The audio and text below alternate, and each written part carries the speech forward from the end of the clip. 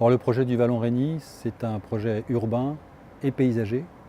Il s'agit de créer à peu près 1000 logements, une centralité urbaine et de préserver un paysage qui est ce vallon, il porte bien son nom, le Vallon-Régny. Et aussi, en plus, de concilier le boulevard urbain sud de Marseille qui passe tout le long du territoire. Donc pour ça, on a pensé un projet plutôt, je mets des guillemets, de centre-ville, c'est-à-dire un projet très à l'alignement, très composé, avec beaucoup de terrasses plantées, beaucoup de vues sur le lointain, et des vues qui ouvrent sur un grand parc, donc le Vallon-Régny, qui est préservé, on va dire, qui est reformulé un petit peu. C'est un grand creux qui traverse, qui vient des tout petits cheminements qui sont au nord, hein, parce qu'on est tout près des Calanques. Et on a en haut de ce vallon composé une place publique, le long du boulevard urbain, une place publique accessible à tous, avec un marché, de façon à ce que tous les habitants des différents îlots, parce qu'on va travailler en îlots, viennent pouvoir se retrouver sur cette place publique.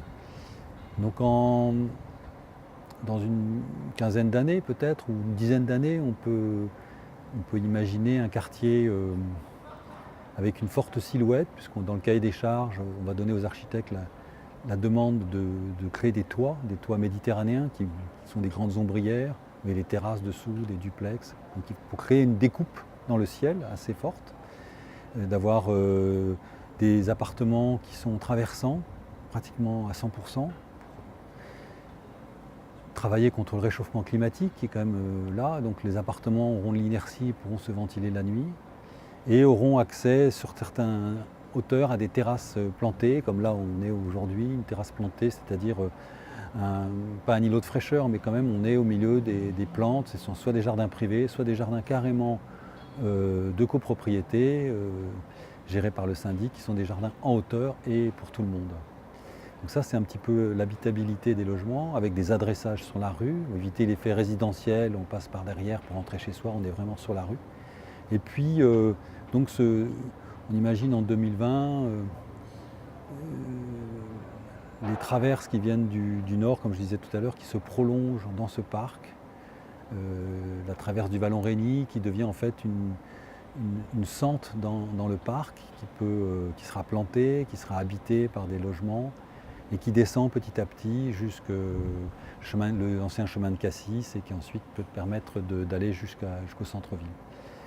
Et puis on a un petit clin d'œil au centre-ville de Marseille, puisque depuis la place publique que l'on crée, on voit la Bonne Mère, on voit Notre-Dame de la Garde, on a un espèce de rapport visuel très fort, de colline à colline presque. Et donc la place publique se trouve en haut du vallon, de façon à ce qu'on entretient un contact assez fort avec la ville. Voilà, c'est un quartier qui sera vivant, d'aucuns diront dense, mais une densité aimable en fait, une densité qui... On va beaucoup travailler sur les retraits pour que les appartements ne soient pas en vis-à-vis, sur des loggias protégés du soleil mais aussi du regard, et à la fois le partage de l'espace avec des cours intérieures qui sont à l'ombre et qui sont donc plantés comme je disais tout à l'heure. Voilà, c'est un sacré challenge à vrai dire de mener un projet comme ça, parce que c'est très atypique par rapport à ce qui se fait je mets des guillemets, dans les arrondissements périphériques de Marseille. On a plutôt tendance à travailler par des opérations successives, sans continuité sur rue. Donc nous, on a parié sur la continuité sur la rue, on a parié sur le trottoir, sur les alignements, sur les perspectives. Je crois que c'est ça qui a plu au jury quand on a été sélectionné, et c'est ça qui est en œuvre aujourd'hui.